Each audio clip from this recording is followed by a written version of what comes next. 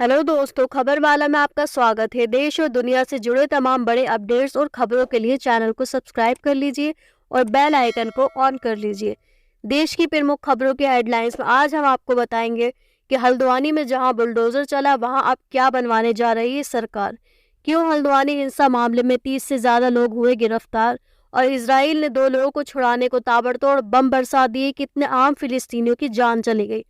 दोस्तों, उत्तराखंड के हल्द्वानी की गफूर बस्ती वीरान है। घरों पर ताले लटके, सड़कें खाली हैं, पर कहीं कहीं तंग गलियों में कुछ लोग दिख जाते हैं। जगह जगह पुलिस तैनात है। टूटी गाड़ियां, जली बाइक और घरों पर आग के निशान अब भी दिख रहे हैं।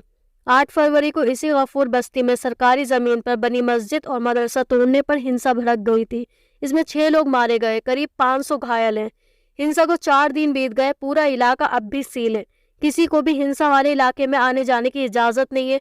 उत्तराखंड के हल्द्वानी में हिंसा वाले इलाके बनभूलपुरा में अभी भी कर्फ्यू लगा है। लॉ एंड ऑर्डर मेंटेन रहे, इसके लिए हल्द्वानी पुलिस के साथ साथ अर्धसैनिक बलों की टुकड़ियां भी अभी भी वही हैं। इस बीच मुख्यमंत्री पुष्कर सिंह धामी ने ऐलान किया है कि जिस जगह से अतिक्रमण हटाया गया है वहां पुलिस स्टेशन बनवाया जाएगा। दंगे में शामिल एक एक व्यक्ति का पता लगाने के लिए पुलिस कोशिश कर रही है। अभी हल्द्वानी में शांति व्यवस्था बनाए रखने का हर संभव प्रयास किया जा रहा है। दोस्तों, दूसरी बड़ी खबर भी हल्द्वानी से जुड़ी है, जहाँ हिंसा के बाद 25 से ज्यादा लोगों को गिरफ्तार किया गया है। गिरफ्तार लोगों में ज्यादातर लोग नैनीताल जिले से ही है। नैनीताल के एसएसपी प्रहाद मीना ने ये जानकारी दी कि आरोपियों के पास से हथियार और कारतूस भी बरामद किए गए हैं। इसमें बनभूलपुरा पुलिस स्टेशन के कथित तौर पर लूटे गए गोला बारूद भी शामिल है। आज तक की रिपोर्ट के मुताबिक मामले की छानबीन और आरोपियों पर तेजी से कार्रवाई के लिए कई टीमें गठित की गई है। पुलिस का कहना है कि मुख्य आरोपी अब्दुल मलिक को भी गिरफ्तार कर लिया जाएगा। मलिक ने ही कथित तौर पर अवैध ढांचा बनाया था और इसी ढांचे के गिराए जाने के बाद शहर में हिंसा भड़क गई थी। हिंसा में 6 लोगों की मौत हो गई और पुलिस प्रशासन से जुड़े लोगों समेत 100 से ज्यादा लोग घायल हो गए। दोस्तों, तीसरी सबसे बड़ी खबर इजराइल और फिलिस्तीन के हवाले से सामने आ रही है।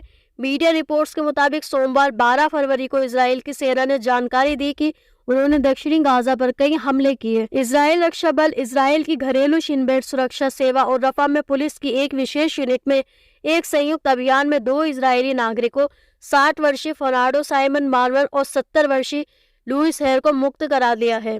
हालांकि उन्होंने ऑपरेशन के बारे में ज्यादा नहीं बताया। न्यूज एजेंसी राइटर्स के मुताबिक इस ऑपरेशन में इजराइल की तरफ से विमान, टैंकों और जहाज भेजे गए थे। 37 जिंदगियों के नुकसान के अलावा 2 मस्जिदें, राहत कैंप और कई घर टूट गए। हाल ही में अमेरिकी राष्ट्रपति जो बाइडेन ने प्रधानमंत्री बेंजामिन नेतन्याहू से फोन पर बात की थी। कहा था कि नागरिकों की सुरक्षा के लिए एक योजना बनाए, बिना रफा पर हमला न करें। सहायता एजेंसियों का कहना है कि रफा इजराइल के सेना आक्रमण से तबाह हुए इलाके में बचा हुआ आखिरी पनाहगाह है। कई कुछ लोग भी राहत में रहते थे। इससे पहले भी जब इजराइल ने गाजा पर हमला किया तो कभी फिलिस्तीनियों के निकलने के लिए कोई योजना नहीं बताई थी, बस चेतावनी जारी कर दी कि हमले करने वाले हैं। दोनों बंधकों को छुड़ाने के लिए इजराइल ने हवाई हमले किए। रफा में लोग सो रहे थे। बम धमाकों और इमारतों की गिरने की गूंज से लोग उठे। पूरे शहर में दहशत फैल गई। लेटेस्ट आंकड़ों के मुताबिक हमास ने 7 अक्टूबर को दक्षिणी इजराइल में लगभग 250 लोगों को अगवा कर लिया था। इसके जवाब में इजराइल ने गाजा पट्टी पर सेना हमला किया, जिसमें अब तक 28,000 से ज्यादा फिलिस्तीनी मारे जा चुके हैं। आप इन तमाम खबरों पर क्या सोचते हैं, कमेंट करके जरूर बताएं। साथ ही हमारे चैनल को सब्सक्राइब करें।